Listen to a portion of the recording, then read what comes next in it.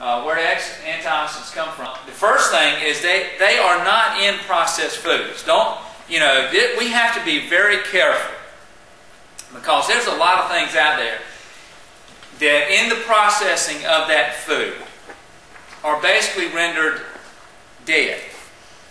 There may be some left over, and this is the claims that you got to be careful with all types of supplements. I don't care whether the ones I represent or some, I don't care. Supplements are not the cure-all. And you've got to be careful when you see these things that are in boxes and cans and plastic bags and all these things, because if they have been processed, there's some level of loss in that processing. Now, there are processing methods where the heat does not get high enough, and they can dehydrate whole foods and still keep most of their antioxidant properties. But you have to, if you're going to take something, take the time to evaluate and do some research on it before you start taking it based on claims. Now, of course, the best place to find antioxidants are where? Cooked fruits and vegetables. Raw. No, right. Raw fruits and vegetables. Like I just said, if you take a perfectly good apple and you stick it in the microwave and bake it, or do whatever you're going to do to it, you killed it. If you put it, you've killed the nutrients in it. Alright, so raw fruits and vegetables are the best way to get the antioxidants that you're seeking. Vitamin E, you want to find it? Where do you find it? Whole grains, nuts, seeds, vegetable oils. Now, you got to be careful with the vegetable oils. In fact, I think you need to be careful with all oils.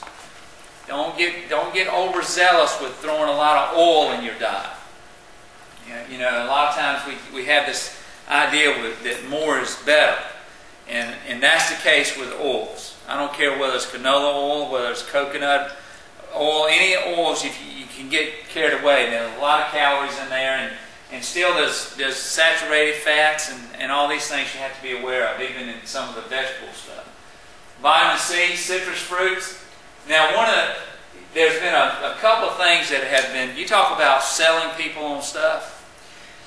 Automatically, if I say vitamin C in a room, 100% of the people in the room will say the best place to get vitamin C is from what? An orange juice. But broccoli has like 3 or 4 times more vitamin C than an orange.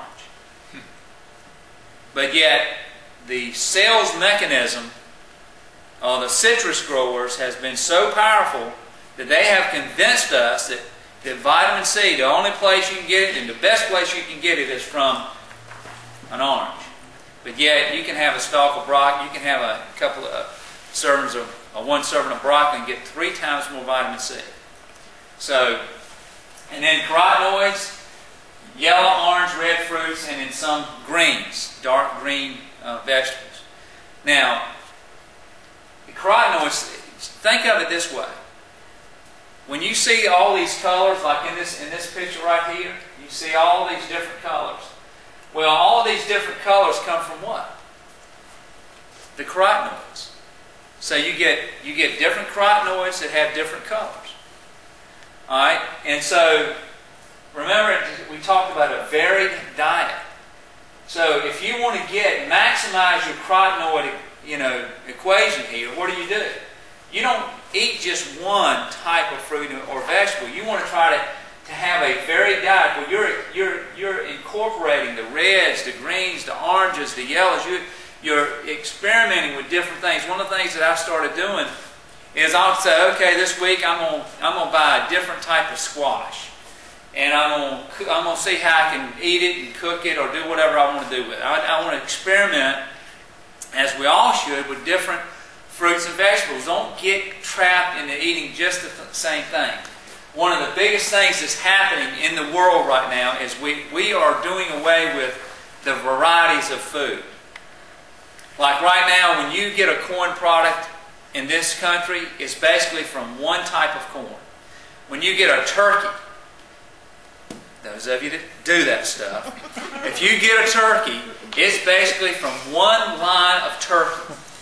I mean, it's like they've done away with all the different varieties, and and you're left with one. So basically what we're doing with all our fruits and vegetables is they're coming down to one family of a particular fruit or vegetable versus the variety that used to be there. We used to have thousands of varieties of berries in this country, and now we're down to just a few because we find the ones that have the best disease resistance or whatever that makes economic sense for us to mass produce something, and we get rid of the other stuff and we leave the one. Well, that's not good for us. We need a variety because this is where we get all these carotenoids. All right, so keep that in mind as you do your grocery shopping each week.